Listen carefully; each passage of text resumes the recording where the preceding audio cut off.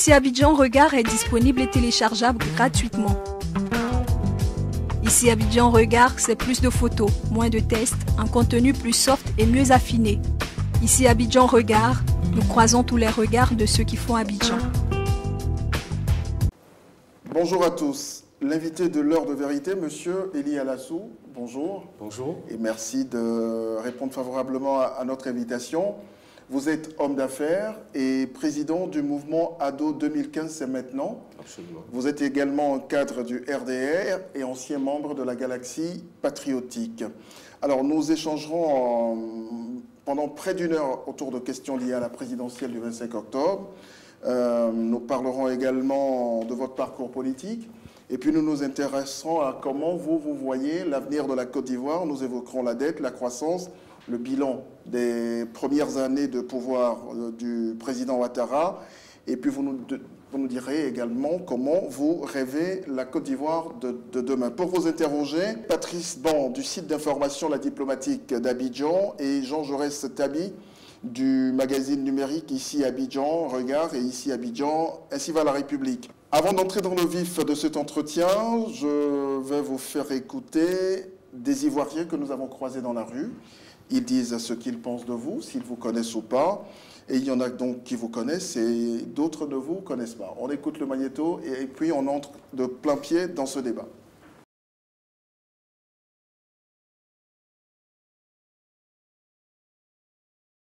Elia Alassou, je ne le connais pas, j'ai entendu parler de lui. Comment on l'appelle là? J'ai oublié son nom. Tu me dis Elia? Eli Alassou. Je ne le connais pas. Même à la télé, je ne le connais même pas de vue. Eli Alassou, oui, l'ancien pro-Babo, là je peux expliquer ça comme ça. Le Libanais, oui, je le connais très bien. Je n'ai aucune idée concernant les activités sociopolitiques. En ce qui est ça, Elia Alassou, c'est un militant. Il était un militant de FPI, il a milité avec Blé Goudé. Bon, ce monsieur, il a fait retour, il s'est rapproché au RDR. Bon, pour le fait que Elia Alassou aujourd'hui, il est du côté de Ouattara. Bon, peut-être qu'il a été convaincu, du régime de Ouattara. On lui a parlé beaucoup de choses, il a vu que c'est très important de les soutenir. C'est les mangeurs de la politique, hein. C'est les mangeurs. Moi,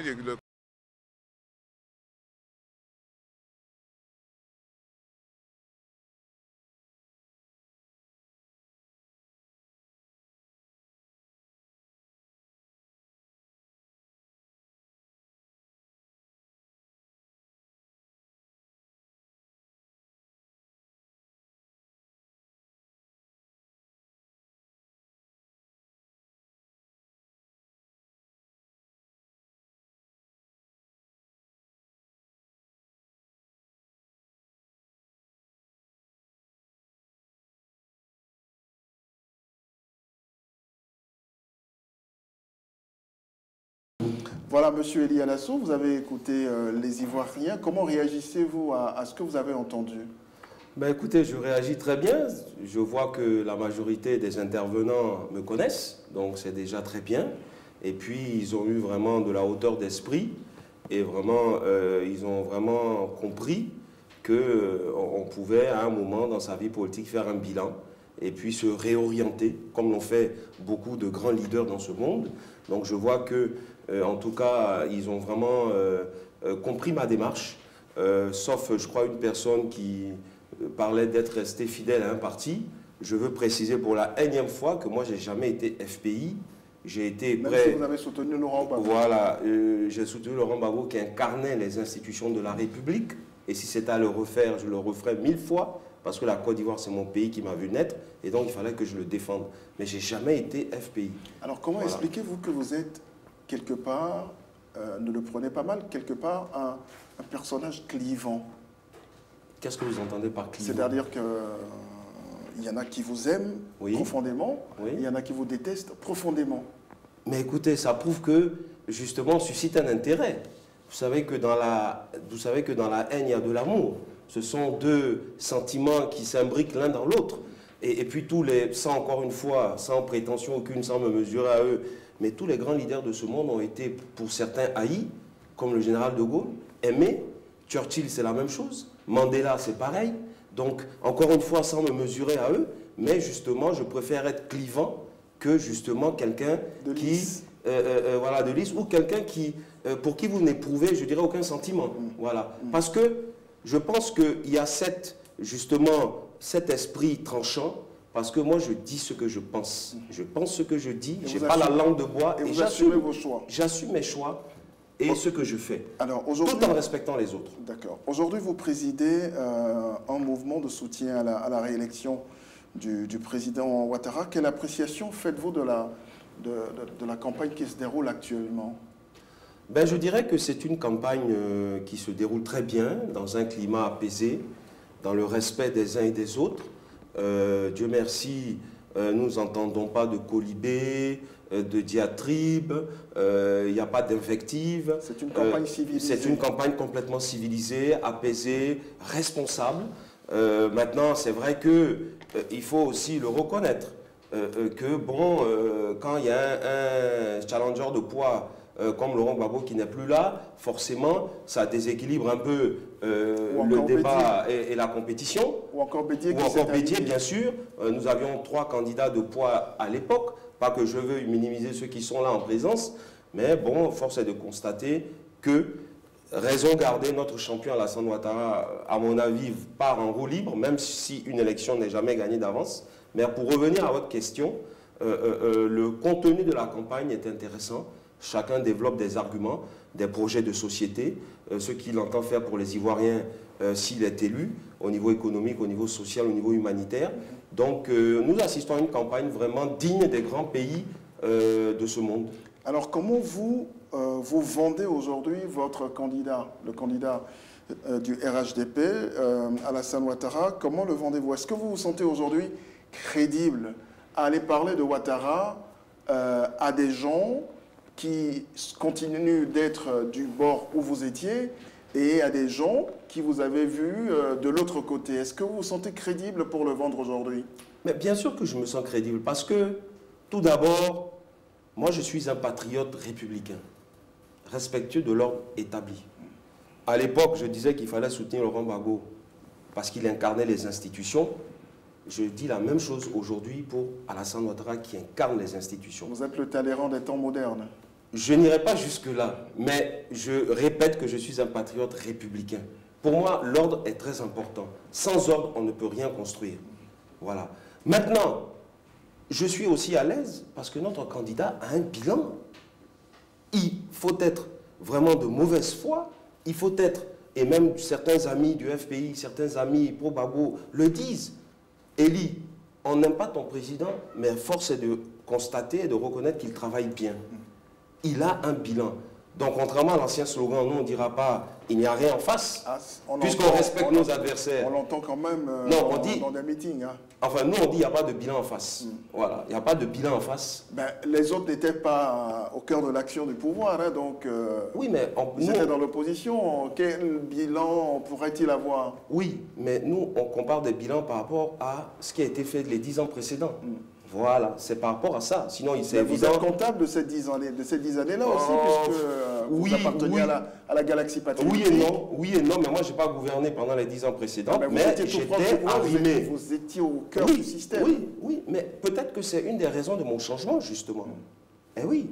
Vous allez aborder ça tout à l'heure avec Jean Jaurès. Mais pourquoi pas, avec grand plaisir. Vous savez, moi, je le disais tantôt, vous me présentiez tantôt comme un homme d'affaires aussi, je veux que mon pays avance. Je veux que les investisseurs viennent. Je veux que le pays soit apaisé. Je veux que, en tout cas, on puisse apporter de l'apport social, humanitaire à la population. Pour ça, il faut la paix. C'est ça un vrai patriote. Moi, je suis toujours patriote. Hein. Et le patriote, c'est celui qui veut la paix pour son pays. Parce qu'il ne veut pas que son pays soit traversé par des vicissitudes, des tumultes, je dirais des hauts et bas politiques, des crises à répétition. Voilà. Parce que vous ne pouvez rien développer dans ces moments justement de tumulte. Donc, je veux que mon pays avance. Je veux que les investisseurs viennent. Vous savez, la Côte d'Ivoire a besoin du monde entier, comme le monde entier a besoin de la Côte d'Ivoire. Nous sommes dans un monde de globalisation, de mondialisation. Donc pourquoi ne voulez-vous pas que je soutienne un homme dont le bilan est largement positif. Ah non, mais c'est votre droit, personne ne vous le reproche, c'est votre droit le plus absolu. Je ne vous réponds pas, je dirais mot pour mot, mais je dis que moi, je me mets derrière celui qui fait avancer la Côte d'Ivoire.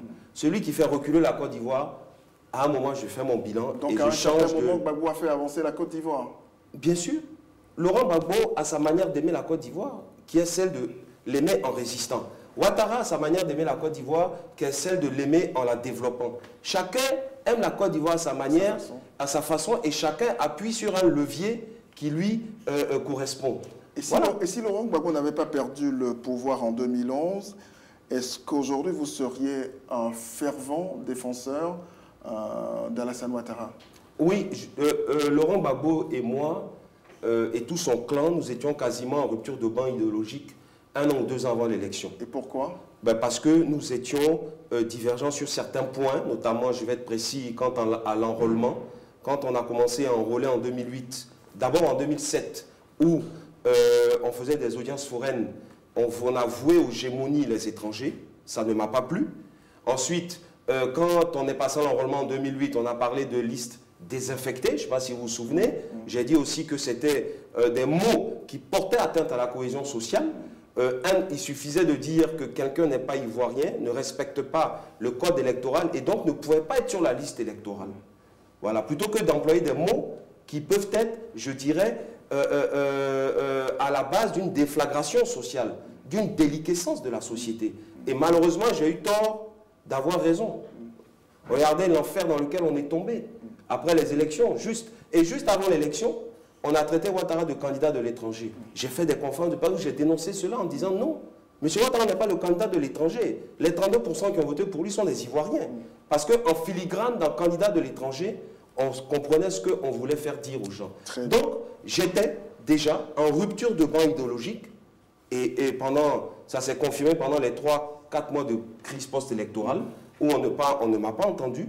On m'a invité sur les chaînes de télé, notamment à l'émission Raison d'État, où j'ai décliné l'offre parce que je me suis dit que... Vous ne vous sentiez pas là-dedans. Voilà, et puis bon, pour moi la politique, ce n'est pas la guerre. Pour moi la politique, c'est une confrontation d'arguments, d'idées. Oui. Alors, vous défendez si bien le bilan du président Ouattara. Il est éloquent. Il est à mains égards éloquent. Merci. Mais il faut reconnaître que tout ne va pas aussi bien que cela dans le meilleur des mondes. Le social, je crois, c'est son point le plus faible. Bien évidemment, le social, c'est son point le plus faible. On peut parler d'un certain nombre d'autres points également, comme la justice et autres. Mais bon, aujourd'hui, on nous parle d'une croissance qui tutoie les 2 chiffres. Mais que vaut une croissance qui ne profite pas au grand monde? Vous savez, une croissance met en général 2 ans, voire 3 ans, pour pouvoir se répercuter dans le panier de la ménagère ou dans l'assiette de la population. Il faut attendre encore... Non, je pense que le second mandat du président de la République, puisque le premier mandat qui a été écourté, mais où il a quand même bien travaillé, je pense qu'il n'y a pas plus aveugle que celui qui ne veut pas voir. Il a travaillé sur des chantiers macroéconomiques en général, et le second mandat sera consacré à la microéconomie. Au social? Au social? Au social, bien sûr, au social.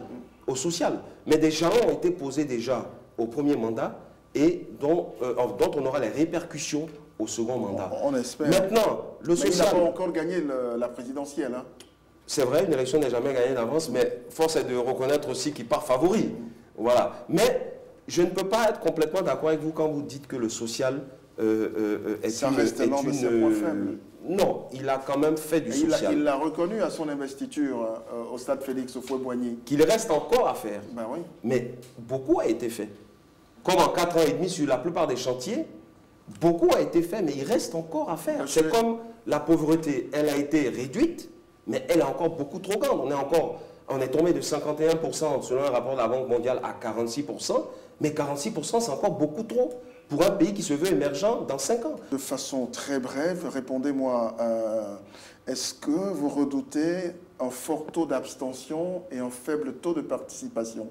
Oui, l'un va avec l'autre. C'est un peu comme le verre à moitié plein, à moitié vide. Non, non, pour ma part, en tout cas, je ne crains pas cela, parce que je rencontre beaucoup de personnes qui sont, en tout cas, prêtes à aller voter, même des amis du FPI, qui me vilipendaient il y a 4 ans, lorsque j'ai rejoint le RDR et le président Ouattara, qui, au bout de 4 ans, maintenant, ont compris que ce monsieur travaille pour tous les Ivoiriens. On ne leur demande pas de devenir RDR, on ne leur demande pas d'aimer le président de la République, mais ils m'ont dit, nous étions FPI, nous sommes encore FPI, et beaucoup sont même dans mon mouvement de soutien, nous allons aller voter pour le président de la République. Ça, c'est vous qui le dites. Ah, mais c'est ce que moi je constate sur le terrain, parce que je tourne beaucoup, que ce soit à Abidjan, à l'intérieur du pays, j'entends des choses qui remontent de la base, où des gens me disent, on va aller voter. Voilà. Maintenant, c'est la minorité qui dit qu'on ne va pas aller voter. Mais si on s'en sort avec un taux de participation de 70 à 75%, je peux vous dire que c'est très bon. Vous y croyez? Ah, j'y crois pleinement et fermement. D'accord, merci pour Je suis un optimiste de nature, donc... c'est bien. Voilà. Et il le faut. Alors, merci pour ce premier quart d'heure de l'heure de vérité. La deuxième partie sera consacrée à votre parcours politique. Et c'est Jean Jaurès Tabi, à ma gauche, qui vous interviewera sur toutes ces questions-là. Le temps pour nous de tourner une courte page de réclame. Ici Abidjan Regard est disponible et téléchargeable gratuitement. Ici Abidjan Regard, c'est plus de photos, moins de tests, un contenu plus soft et mieux affiné. Ici Abidjan Regard, nous croisons tous les regards de ceux qui font Abidjan. Retour en plateau. Dans la première partie de notre programme, nous évoquions la présidentielle et le degré d'implication dans la campagne pour la réélection d'Alassane Ouattara. Le degré d'implication du mouvement ADO 2015, c'est maintenant que préside M. Eli Alassou, qui est notre invité. Alors, c'est au tour de Jean Jaurès Tabi, d'ici Abidjan.info, de revisiter avec vous votre parcours politique. Jean Jaurès. Bonjour Ange. Bonjour Monsieur Alassou. Bonjour, Avant d'entrer dans le vif de nos échanges, je voudrais vous proposer un magnéto dans lequel des Ivoiriens vous posent leurs questions.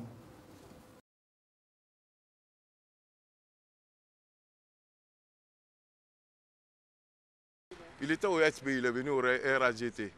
Moi, je n'ai pas de questions à lui poser. Il ne peut rien faire pour les militants. Pourquoi il abandonne le FPI et puis il se rallie au RDR ou bien au RADP? Pourquoi? C'est la question qu'il peut lui poser.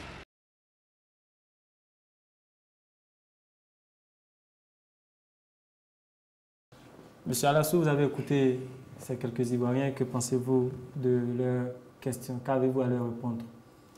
Je leur réponds tout simplement que, comme je l'ai dit déjà tantôt, j'étais en rupture de banc idéologique. Et puis, pour un homme politique, à un moment, c'est bien de faire un bilan, de s'arrêter, de voir quelle est la nouvelle orientation qu'on veut donner à son action et à sa démarche politique. Et puis aussi, j'ai constaté, quand j'étais avec Laurent Gbagbo, pas avec le FPI, pour reprendre ce que disait le monsieur, certaines personnes ont confondu patriotisme et repli identitaire. Je le dis parce que je l'ai vécu moi-même. Personnellement, certains ont confondu patriotisme et tribalisme, patriotisme et xénophobie. Alors que le patriotisme, c'est la tolérance. Dans le mot patriote, dans le mot patriotisme, il y a le mot patrie, il y a le mot amour, l'amour de la patrie, l'amour du peuple. Donc, le patriotisme, c'est plutôt une valeur inclusive et non exclusive. Voilà, on rassemble, on unit. Et force est de constater que beaucoup ne comprenaient pas cela. Et donc, j'ai compris qu'il va falloir que j'aille exprimer mon patriotisme dans un autre camp qui m'a ouvert les bras, qui m'a demandé de venir travailler avec lui, et où, je ne dirais pas que tout est parfait, mais où je partage certaines valeurs communes, que sont le multiculturalisme, que sont la tolérance, l'ouverture, que sont le brassage racial, ethnique, donc autant d'éléments qui m'ont poussé à aller vers eux pour travailler, encore une fois, pour la Côte d'Ivoire. Mais vous savez, il y a un seul camp en Côte d'Ivoire, c'est le camp de la Côte d'Ivoire. Même dans cette élection, quand je parcours le pays, qu'est-ce que je dis aux gens? Il ne s'agit pas d'être pro Ouattara, pro-Gbagbo, pro-Bédié essentiellement. Il s'agit d'être pro-Côte d'Ivoire. Et celui qui est là, c'est celui qui incarne le mieux cette démarche. Il fait avancer le pays. Tout ce qu'il construit, il ne partira pas avec. Il incarne mieux la Côte d'Ivoire qu'incarnait Gbagbo? Non, je disais tout à l'heure que chacun l'incarne et l'aime à sa manière. Ouais. Mais force est de constater, encore une fois, ce sont des faits palpables, réels. Avec Ouattara, le pays a fait un bond en avant, il s'est relevé. Alors, à vous entendre, voilà, critiquer ce patriotisme que vous aviez pratiqué il y a quelques années. Et je vous signale que je le critiquais même quand j'étais sous le régime Gbagbo. Hein. Vous l'aviez dit tout à l'heure. Voilà, les coupures de presse Internet, là, peuvent vous témoigner. Alors, M. Alassou, assumez-vous toujours l'appellation de Libanais de Gbagbo? Oh, je pense qu'on m'a affublé de ce sobriquet. Les journalistes, moi, je n'ai pas demandé à ce qu'on m'appelle comme ça, mais je n'étais pas, je dirais, mécontent. Ça ne vous déplaisait pas non? Non, mais est-ce que qui peut être mécontent de porter le nom d'un président de la République? Donc, j'ai assumé. Même jusqu'à présent, on m'appelle comme ça, bien que depuis 4 ans et demi, je sois au RDR. Je pense que le plus important, ce n'est pas les appellations. Le plus important, qu'est-ce que vous faites pour votre pays? Qu'est-ce que vous faites pour que le pays avance? Qu'est-ce que vous faites pour la cohésion sociale? Qu'est-ce que vous faites pour l'unité, le rassemblement? Qu'est-ce que vous faites pour que justement les Ivoiriens ne se regardent plus en chien de faïence? Vous savez, la paix, ce n'est pas une option, c'est une obligation. C'est un impératif. Justement, quelles sont aujourd'hui vos relations avec Laurent Gbagbo d'autre part et aussi avec Charles Blé Goudé qui a été votre compagnon de lutte de longues années? Écoutez, je n'ai plus de relation avec eux. Déjà, de par l'éloignement, j'ai plus de relations. Moi, maintenant, je me consacre à ma fonction de cadre du parti dans lequel je suis et plus largement dans le RHDP. Et puis, je œuvre modestement chaque jour à ce que la Côte d'Ivoire avance. Tout à l'heure, je vous ai dit que je fais venir des investisseurs français, européens. C'est la 3e marque en Europe dans le domaine de la cuisine intégrée, de la cuisine équipée. Donc, j'œuvre à ma manière à ce que le pays avance, à créer des emplois, à créer de la richesse, plutôt que d'être toujours dans du verbiage creux qui n'apporte rien. Vous savez, les pays africains ont besoin plus de présidents qui ont un carnet d'adresses, qui font évoluer l'économie du pays, plutôt que de politiciens, de politiques politiciennes. C'est-à-dire de présidents qui ont une vision. Qui ont une vision, qui ont une ambition. Et encore une fois, on ne peut pas se targuer de dire que Ouattara n'a pas d'ambition et de vision noble pour la Côte d'Ivoire. Encore une fois, tout n'est pas parfait, mais la perfection n'est pas de ce monde. Donc voilà, moi, ce qui m'intéresse. À vous entendre parler on dirait presque que vous rejetez, vous essayez de faire oublier, d'effacer ces années que vous avez passées aux côtés de Charles Blé Goudé dans le camp Gbagbo. Non, moi, j'ai plutôt été à côté de Laurent Gbagbo plus que de Charles Blé Goudé. Je ne regrette pas ce que j'ai fait, je vous l'ai dit. J'ai défendu mon pays qui m'a vu naître, qui m'a vu grandir. Donc, si c'était à refaire, je le referais 1000 fois. Parce que ça n'a échappé à personne que le pays a été attaqué. Maintenant, je dis que beaucoup de gestes ont été posés qui n'ont pas rencontré mon assentiment. Et c'est mon droit, c'est mon rôle de dire que je ne suis pas d'accord avec telle vision. Même si on est patriote, on défend le pays, je ne suis pas d'accord avec telle démarche. Et c'est mon droit aussi, à un moment, de faire un bilan, de dire, ah, les messieurs avec qui je marchais, apparemment, nous ne nous comprenions plus. Vous savez, c'est comme une femme. Vous épousez une femme, bien vous êtes avec elle, vous pouvez rester pas mal d'années, et puis après, vous constatez que vous ne pouvez plus, je dirais, cheminer ensemble, et bien, il vous appartient de divorcer. Le divorce existe, hein. On a l'impression qu'en Afrique, tellement le débat politique est passionné qu'on ne peut pas quitter tel leader pour aller avec un autre. Mais pourquoi? Ou bien quitter telle idéologie pour aller avec une autre. Mais certains confondent cela de la transhumance politique. Non, ce n'est pas de la transhumance. Je peux comprendre que certains y pensent. À moi maintenant de les éclairer. À moi maintenant... Certains vous ont taxé aussi de transhumant politique. Mais je pense que c'est un vocable subjectif. La transhumance politique, pourquoi? Non. J'ai expliqué depuis tout à l'heure en long et en large, mais je peux encore argumenter pourquoi j'ai quitté, et même avant même qu'il ne tombe, Laurent Gbagbo. Et je critiquais durement, même dans la presse, le régime Gbagbo. Mais parce que je voulais qu'il avance, Laurent Gbagbo. Mais malheureusement, il a écouté les radicaux. Il a écouté les extrémistes. Nous étions des modérés. On n'avait pas droit au chapitre. Mais donc, quand vous êtes exclu, qu'est-ce que vous faites en politique et dans la vie tout court? Mais vous allez où on vous ouvre les bras? Alors vous pensez aujourd'hui... Je vais vous faire une confidence. Pendant les événements du Golfe, pendant les 4 mois et demi, mais le président, l'ancien Premier ministre, le président de l'Assemblée nationale, Soro Guillaume, il m'a appelé, il m'a dit, Eli, mets-toi à l'abri, on va travailler. J'étais en contact avec le ministre Amadou Soumaoro, qui m'a dit, Eli, on va travailler ensemble, tu vas nous rejoindre. D'autres ministres aussi, je ne vais pas tous les citer, qui m'ont dit, toi, peut-être tu as une vision qui peut nous intéresser.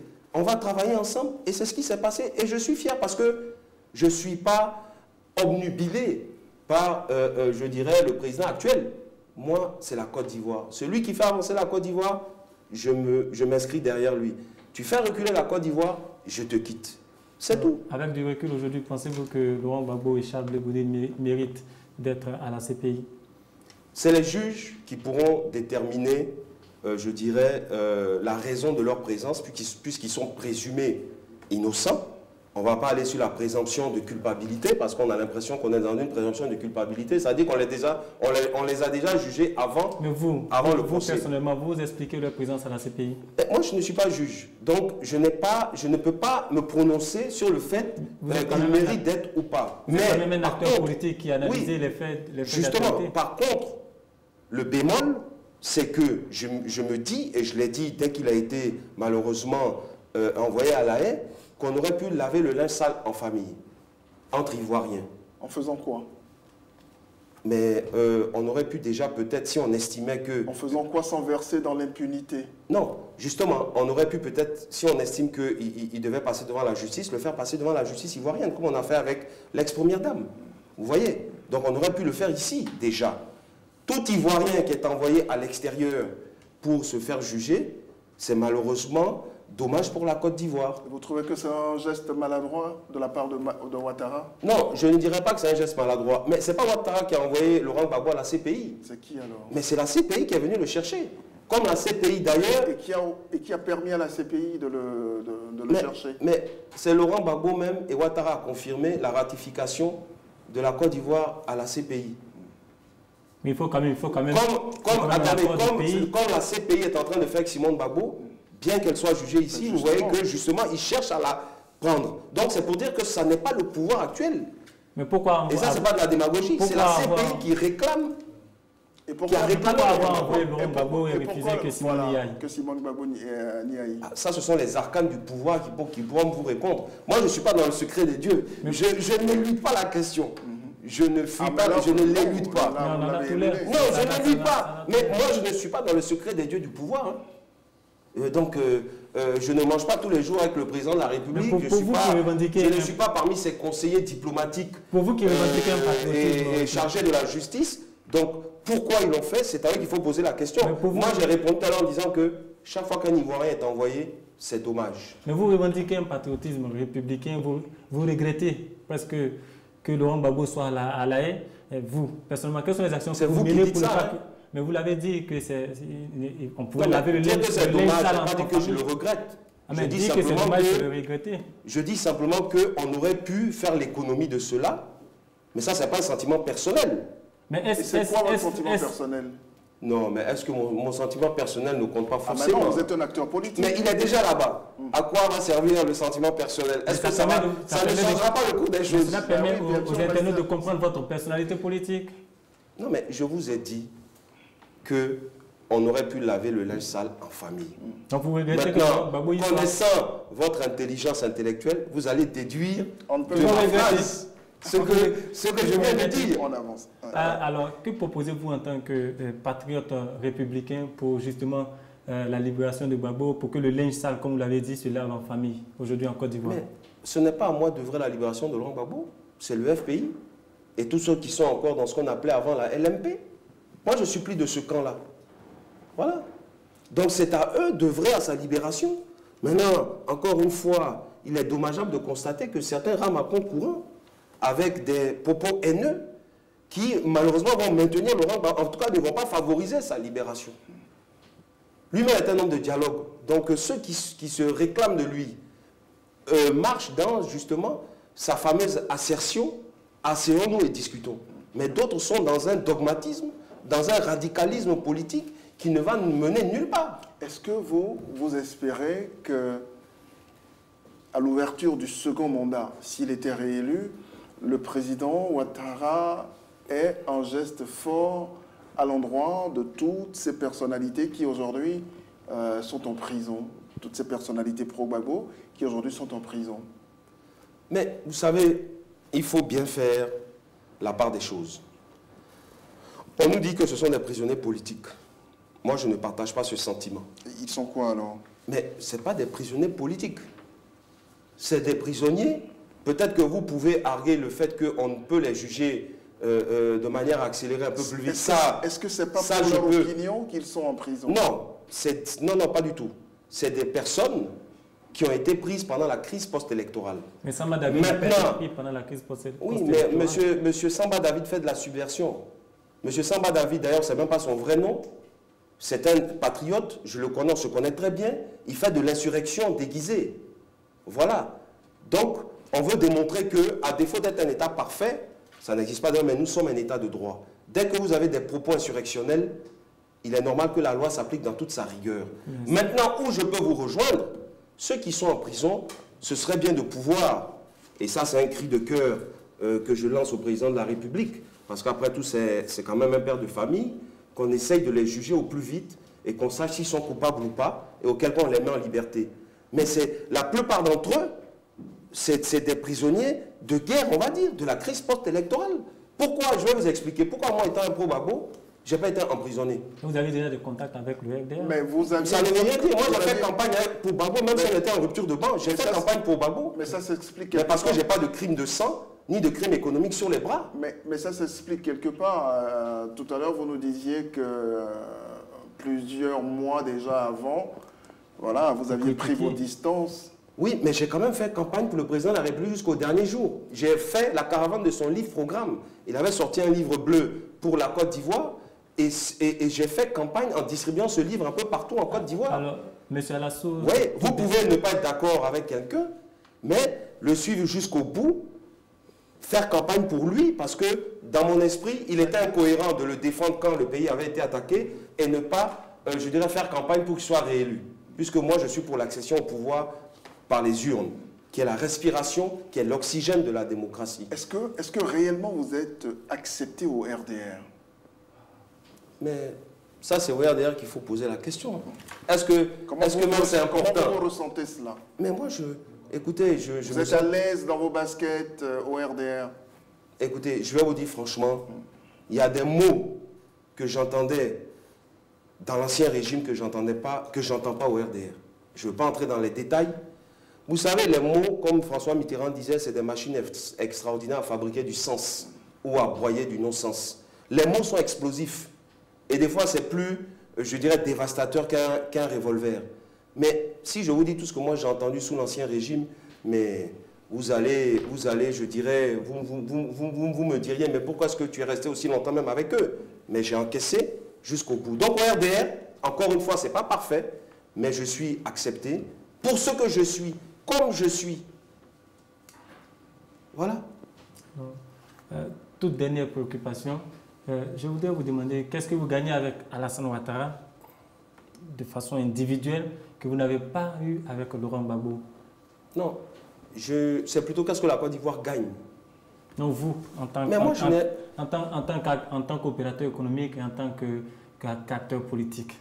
Non, on va dire plutôt en tant qu'opérateur économique. En tant qu'opérateur économique, qu'est-ce que je gagne? Eh bien, je gagne d'abord un environnement des affaires qui est assaini, un tribunal de commerce, comme je l'ai dit tantôt, qui a été créé, qui permet avec une célérité déconcertante de régler nos conflits. J'en sais quelque chose puisque j'avais un conflit là-bas qui a été réglé, mais dans la transparence la plus totale, sans corruption. Le CPC, vous pouvez créer une entreprise maintenant en 48 heures. La fiscalité qui a été pour certains produits réduite. La justice, même s'il faut travailler encore à la corruption, à défaut de l'éradiquer, elle est en train, je dirais, de gagner ses lettres de noblesse, et j'en sais quelque chose aussi. Donc, autant d'éléments qui font que, justement, la Côte d'Ivoire au niveau économique, au niveau du rappel des investisseurs dans ce pays-là, mais moi, j'y gagne. J'y gagne, et beaucoup d'entrepreneurs, d'opérateurs économiques y gagnent. Donc, voilà autant d'éléments qui nous permettent, justement, et je ne vous parle même pas de l'IS, qui est l'impôt sur les sociétés, qui a été réduit aussi, je ne veux pas être trop technique, mais force est de constater que le président de la République est un libéral. Je suis un libéral, moi, je n'ai jamais été un homme de gauche, je suis un homme de droite.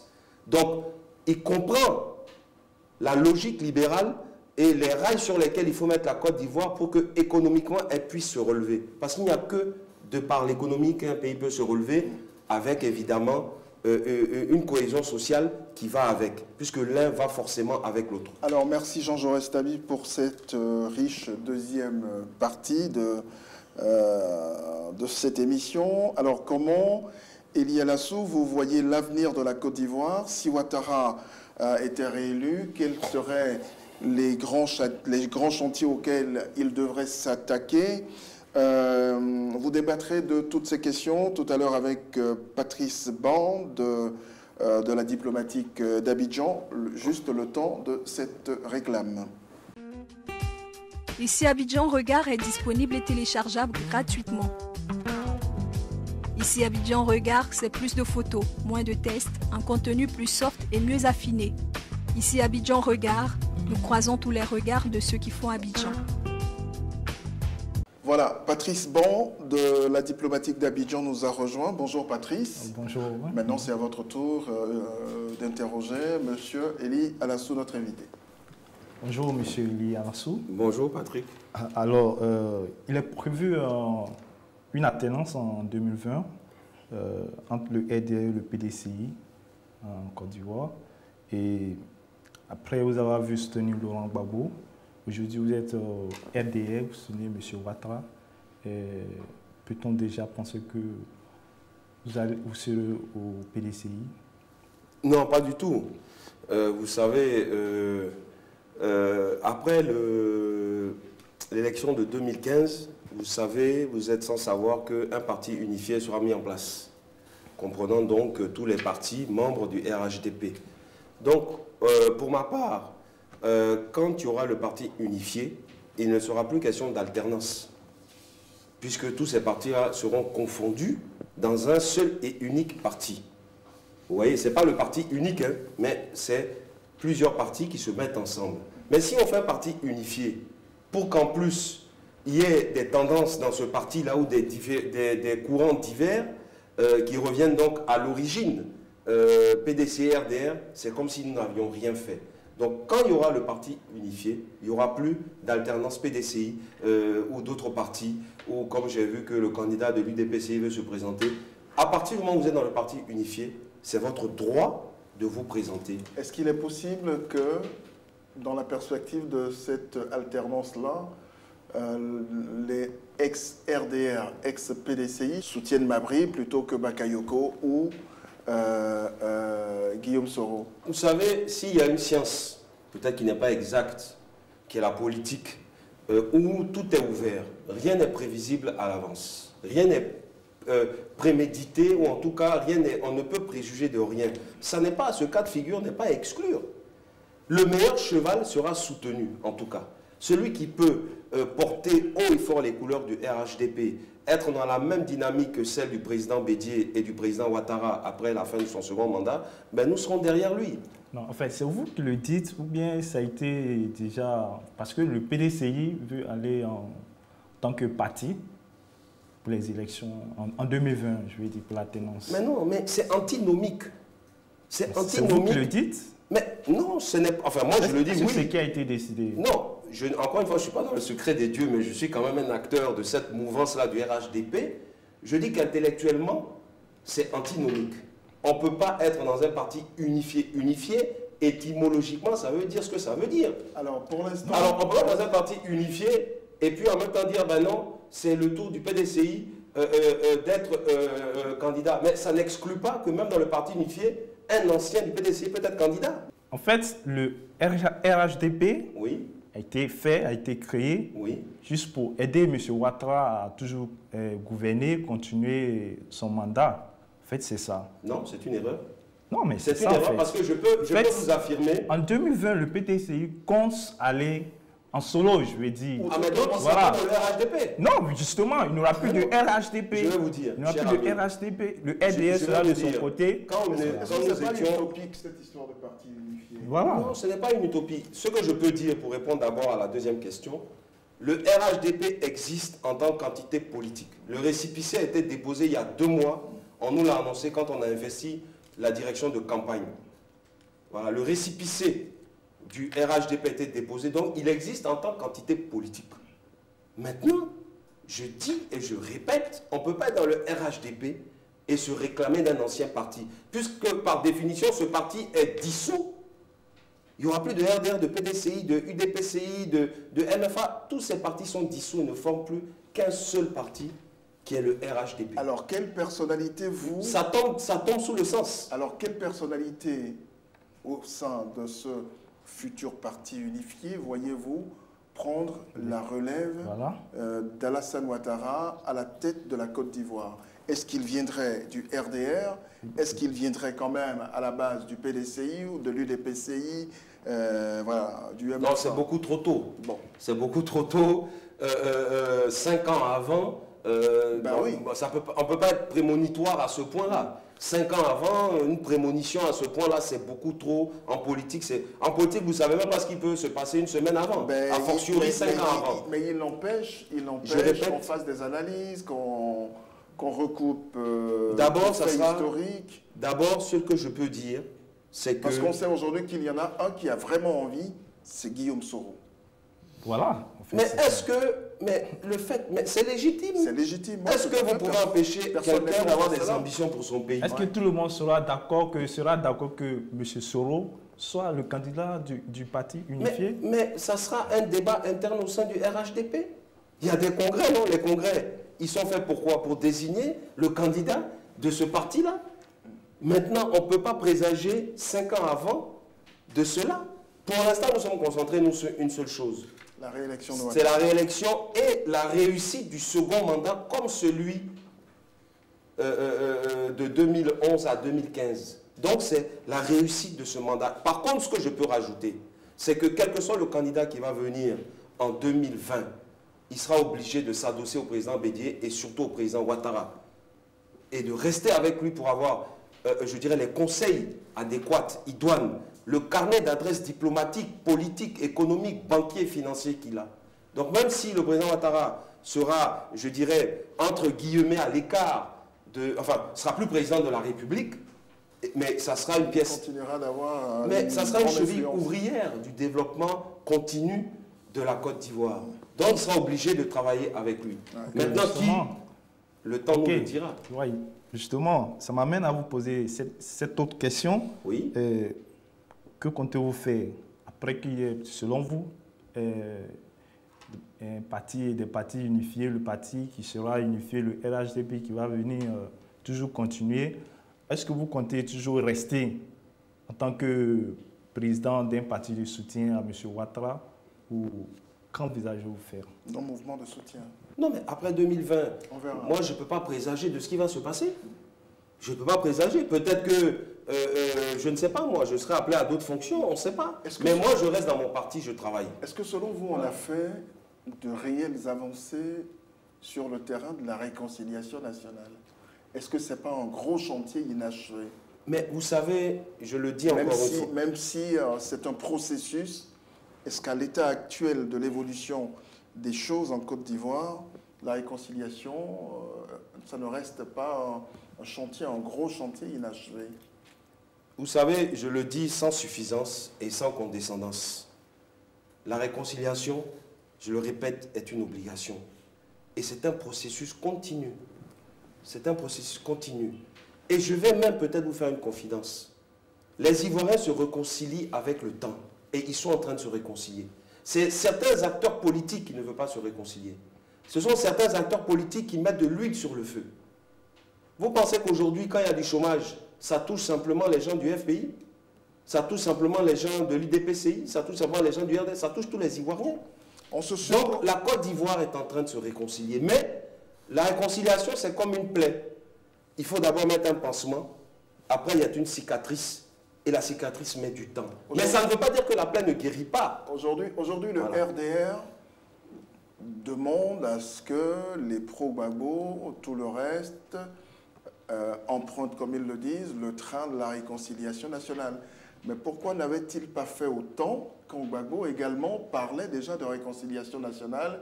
Il a même créé un ministère de la réconciliation nationale. Alors pourquoi est-ce que c'est aujourd'hui que le RDR pense que c'est utile de... Mais je vais vous dire, Laurent Gbagbo a fait une erreur à l'époque. Pas quand il a créé le ministère de la Réconciliation, il a très bien fait, mais il a mis un militant du FPI. C'est une grosse erreur. Tout comme Bani, militant du PDC. C'était une grosse erreur. Tout comme Bani. Oui, mais le contexte n'est pas le même. Le contexte n'est pas le même. À l'époque, on avait un pays divisé en deux. Qu'est-ce que ça change? Mais on avait un pays divisé en deux. On était quasiment, entre guillemets, dans un état de guerre. Mais ça n'explique pas son nom. Ça n'explique pas qu'on mette un militant du PDCI à la tête de la... Non, on ne peut pas comparer M. Bani. M. Bani a été nommé à la tête de la CDVR. Je pense, à mon humble avis, que ça a été une erreur, voilà, du président de la République.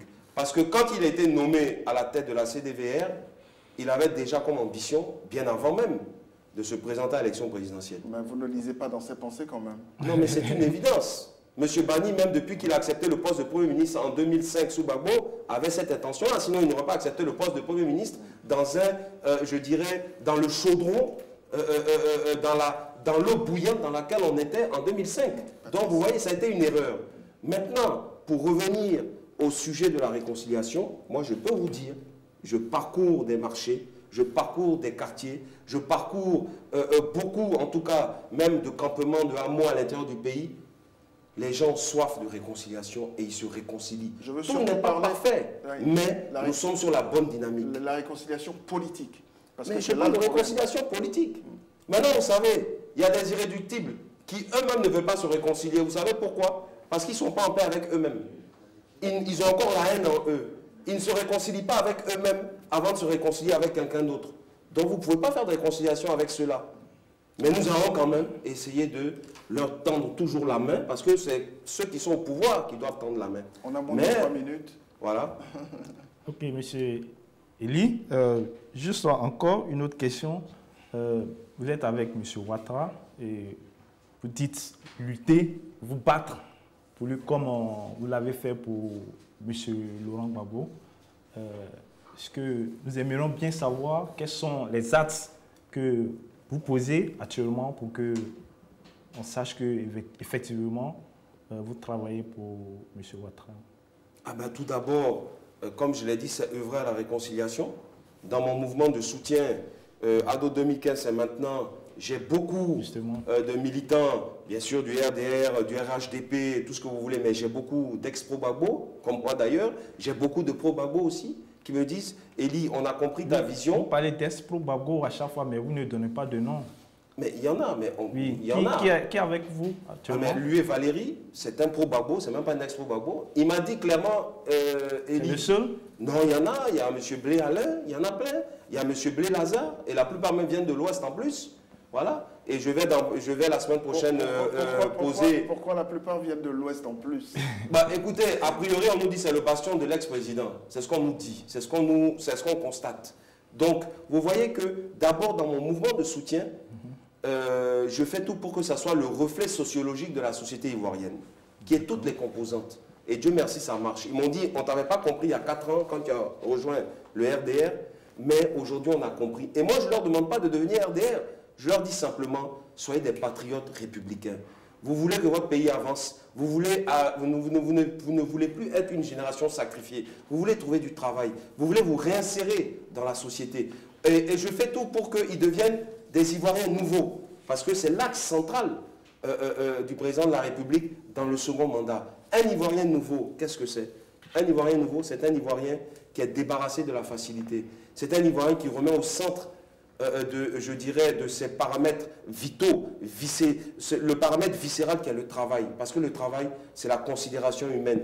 Quand vous travaillez, vous êtes considéré dans votre quartier, dans votre famille, dans votre région. Et le travail bien fait, le respect de la parole donnée, autant d'éléments qui sont futiles pour certains. C'est tout mais un programme. Hein. Qui sont, mais c'est alléchant. C'est tout un programme, mais c'est alléchant. C'est parce que c'est justement difficile que c'est exaltant. En fait, on ne voit pas vraiment vos actions parce que ce n'est pas médiatisé. On ne comprend pas. Mais, si, certaines sont médiatisées. Je suis désolé. Il suffit de regarder la télé. Il n'y a pas plus tard que 3 jours, je suis passé avec le REJACI, qui est le réseau des jeunes pour l'avenir de la Côte d'Ivoire, où nous sommes en train de militer pour justement une jeunesse apaisée et responsable, parce que la jeunesse est l'avenir de la Côte d'Ivoire. Alors, Monsieur Eli Alassou, alors s'il y avait 1, 2, 3 chantiers que le président Ouattara devrait ouvrir tout de suite au lendemain de sa victoire, s'il est réélu à la présidentielle, quels seraient-ils? De manière péremptoire, il y a 3 grands chantiers. D'abord, le premier. L'emploi jeune. L'emploi des jeunes. Dieu merci, un ministère pour l'emploi des jeunes a été mis en place avec le ministre Sidi Touré. Et vous voyez qu'il a commencé à travailler. À quoi bon, donc, l'emploi jeune. À quoi bon offrir des emplois à des jeunes qui vivent dans un pays qui n'est pas réconcilié? Mais c'est vous qui dites que le pays n'est pas réconcilié. Le pays est en voie de réconciliation. Beaucoup d'Ivoiriens se réconcilient. Ce sont les acteurs politiques qui ne sont pas réconciliés, qui ne veulent pas de réconciliation, justement pour pouvoir encore manipuler ces jeunes. Et justement, moi, je leur dis à ces jeunes, comme on est sur le premier point qu'est l'emploi des jeunes, il y a 2 axes dans la vie. Ou tu passes ton temps à te battre, ou tu passes ton temps à travailler. On ne peut pas faire les deux. On ne peut pas imbriquer l'un dans l'autre. Ça n'est pas possible. Donc, départez-vous de la violence. Moi, je leur dis, celui qui vient vous parler d'amour, de haine, parlez-lui d'amour. Celui qui vient vous parler de division, parlez-lui de rassemblement. Celui qui vient vous parler de chômage, parlez-lui d'émergence bientôt et de travail bientôt avec le président Ouattara. Donc l'emploi des jeunes, c'est le premier axe. Et le second axe? Le second axe, c'est la bonne gouvernance. Il a répété encore en tournée, qui est encore une fois, à défaut de l'éradiquer, mais qui est la corruption, qui est un mal endémique malheureusement à nos pays africains. Pas seulement, mais un mal vraiment pernicieux et vraiment très profond, c'est la bonne gouvernance. Il a dit quelque chose de très intéressant, les ministres corrompus seront démis, les juges corrompus seront aussi démis et arrêtés. Donc la bonne gouvernance, c'est, je dirais, l'épine dorsale d'une société qui veut, je dirais, monter. Parce que la justice, vous savez, c'est le dernier rempart. On n'a plus beaucoup de minutes. Voilà. Dernier axe, c'est l'Ivoirien nouveau, comme je le disais tantôt. C'est un Ivoirien qui place, je dirais, la devise de notre pays, je dirais quasiment dans son sang. Union, discipline, travail. Parce que quand la devise d'un pays est couchée, le pays est couché. À un moment, les Ivoiriens n'étaient plus unis. Il n'y avait plus de discipline et on ne travaillait plus. Ils le sont plus aujourd'hui? Ils le sont plus aujourd'hui, même si, encore une fois, ça n'est pas parfait. Et les Ivoiriens travaillent un peu plus. Les Ivoiriens sont un peu plus disciplinés. Donc vous voyez que cet Ivoirien nouveau, c'est une nouvelle mentalité, la mentalité de l'émergence, la mentalité de gagneur, pas de loser, la mentalité de se départir du gain facile, la culture de l'effort, c'est important. Rien ne peut s'obtenir sans travail, rien ne peut s'obtenir sans difficulté. Le sentiment du travail bien fait, le respect de la parole donnée, parce que malheureusement, on ment trop dans notre pays. On ment trop. Surtout les politiques. Les politiques? Écoutez, vous parlez des politiques ou... je vous laisse la responsabilité de cette affirmation, mais les politiques ne sont pas exclus puisqu'ils font partie de la population. Donc vous mentez? Non, moi je ne suis pas un politique. Je suis un acteur sociopolitique si vous voulez. Un politique c'est quelqu'un qui a une fonction politique. Moi je n'ai pas de fonction élective, je n'ai pas de fonction politique. Je suis un acteur. Vous avez un mouvement politique. Oui, mais je ne suis pas parfait. Je m'efforce tous les matins de ne pas mentir, de dire la vérité et d'être sincère. Et on veut bien vous croire. Voilà l'Ivoirien nouveau, c'est ça. Très bien. Merci Monsieur Eli Alassou, merci à Patrice Ban de la diplomatique d'Abidjan, un site d'information. Alors vous retrouverez donc cette heure de vérité sur www.ladiplomatique-d'Abidjan.com, notre partenaire éditorial. Merci donc à Monsieur Eli Alassou, président du mouvement ADO 2015, c'est maintenant. Bonsoir chez vous. Ici Abidjan Regard est disponible et téléchargeable gratuitement. Ici Abidjan Regard, c'est plus de photos, moins de tests, un contenu plus soft et mieux affiné. Ici Abidjan Regard, nous croisons tous les regards de ceux qui font Abidjan.